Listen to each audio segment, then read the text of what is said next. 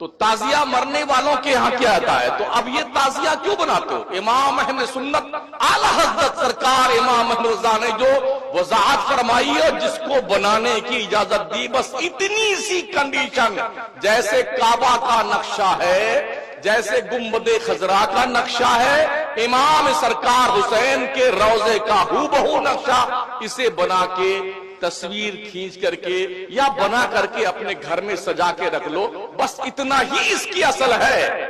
بنانا، گھمانا، نچانا، پھرانا، چوک پہ لانا، ہلڑ بازی کرنا، اپنی ہی بہن بیٹیوں کو پوری قوم اور پورے گاؤں ہر مذہب کے لوگوں کو کے سامنے بے آبرو کرنا، یار یہ لاجک تو بہت سر جا رہی ہے۔